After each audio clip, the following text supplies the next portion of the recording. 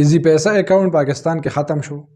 دا خبره ډېر زیاتې په نیوز کې، فیسبوک کې، سوشل میډیا باندې ځي راځي چې د دې کال اخري تاریخ 31 دسمبر 2023 پورې ایزی پیسہ چلیږي.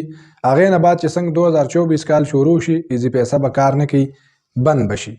خبره څه ده؟ حقیقت څه دی؟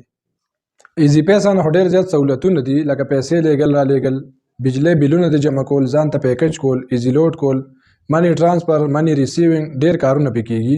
نو دا خو به غټه مسله جوړه شي. پاکستان کې خو خلکو د دې سهولت خوند اخیستی دی چې ایزي پیسه اوس بند شي نو څه به کوي؟ او د کومو ملګرو چې پکې پیسې پرتې دي هغې به څه کوي؟ د ټولو سوالونو جوابونه هم په دې ویډیو کې شته. لومبۍ خبره خو دا ده چې ټیلینار کمپني خرڅه شوه او که نه؟ او بالکل ټیلینار کمپني خرڅه شوه. پی ټي سی ایل والا واغسته.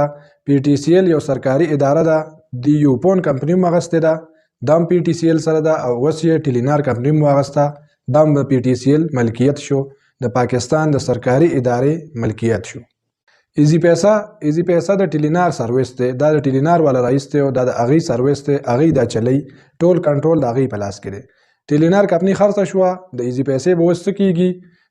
دا سوال د هر سړي په ذهن کې گردش کوي چې یاره ایزي پیسه خو د پیسو یو سرویس دی. زه خپله د ایزي پیسې ریټیلر یم، ما سره 2 اکاونټونه دي، مرچنټ اکاونټ را سره هم دی، پرسنل را سره هم شته، او پیسې به د ځي راځي د ملګرو، یارانو، دوستانو، کاروبار والا. نو اول خو موږ له دا معلومات پکار دي چې موږ به څه کوو. معلومات څه دي؟ خلکو افواګانې کومې خورې کړې دي، دا ټول هسې فضول افواګانې دي. ایزي پیسه هېڅ چېرته نه ځي. ایزي پیسه به هم هغسې چلیږي لکه څنګه چې اول چلېده. کمپني خرڅول د دې مطلب دا نه دی چې کمپنۍ دا سرویس خرڅ کو یا دا ختم کو. خرڅول او ختمول دا جدا جدا 2 الفاظ دي او د دې جدا جدا معنی دي. ټیلینار والا کمپني خرڅ کړه، مطلب دا دی چې صرف د کمپنۍ مالک بدل شو. د کمپنۍ سیمونه نه بندېږي، د کمپنۍ سرویس ایزي پیسه هم نه بندېږي، هغه به هم هغسې چلیږي لکه څنګه چې اول چلیدو. د مالک بدلیدل او د سرویس بندېدل دې کې ډېر غټ فرق دی. نو دا خلکو هسې افوا ګډه کړې ده. نه ستاسو د ټیلینار سیم بندېږي، نه ستاسو ایزي پیسه بندېږي.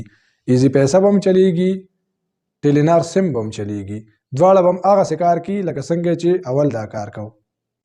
نو هېڅ یره او ترخه په زړه کې مه اچوئ. تاسو سره ایزي پیسه اکاونټ شته، هغه اکاونټ هم هغسې چلوئ، استعمالوئ بغیر څه خوف او خطر. 2024 شروع کېږي یا 25 شروع کېږي، هغه ځان له یو خبره ده. دې کې هېڅ ډیټ نشته، نه د ختمېدو څه خبره شته، نه اپیشلي چا سره څه نوټیفیکیشن شته، نه چا سره د کمپنۍ د مشر د طرف نه څه اناونسمنټ، څه اعلان شته دی که چا سره یې موږ ته په ثبوت کې وښیي. دا هسې فضول افواګانې دي. ټیلینار سیم به هم چلیږي، ایزي پیسه به هم چلیږي. د دې یو مثال زه تاسو له درکوم. پاکستان کې مخکې یو بله کمپني وه، هغې ته به ویلی شي وارد کمپني په پاکستان کې دا ځان له یو موبایل نیټورک سیلولر کمپني وه. هغې کمپنۍ والا مالک دا وغوښتل چې زه کمپني خرڅوم. هغه کمپني ته نه جیس موبیلنګ جیز والا ته نه واغسته. هغه وارد کمپني ټوله په جیز کې دننه ضم شوه. د هغې هغه سیمونه کوم چې د هغې هغه کنټرول و هغه اخیسته اخیسته ټول ورو هغې په جیز کې کنورټ کړل. هېچا ته هم څه تکلیف رانغی. د وارد کسټمر هم هغسې خپل سیم استعمالي، جیز والا هم هغسې خپل سیم استعمالي. د هغې چې کوم لوډ سیسټم دی، کارت سیسټم دی، پیکجو سیسټم دی، هر څه ورو دواړو کمپنیو کې یو شان شو، سیم شول. همدغه طریقې کار اوس د یوپون او د ټیلینار والا هم دی او د ایزي پیسه دپاره هم دی. نه د چا په ایزي پیسه باندې څه فرق پرېوځي، نه په ټیلینار سیم څه فرق پرېوځي. خپل ایزي پیسه استعمالوئ بې خوف او بې خطر. دا خبره چې درته څوک کوي ویډیوګانو کې راځي که هر څه کې راځي، دا هسې ګپ لګوي. دا معلوماتي ویډیو شیر کړئ چې ټولو ملګرو ته دا ویډیو ورسي او د زړه نه دې باره کې چې کوم اخوا دېخوا خیالات دي چې ایزي پیسه به بنده شي، زموږ نقصان به وشي وغیره وغیره، هر قسم خبرې چې هغې په ذهن کې راځي چې دا خبرې د ذهن نه وځي.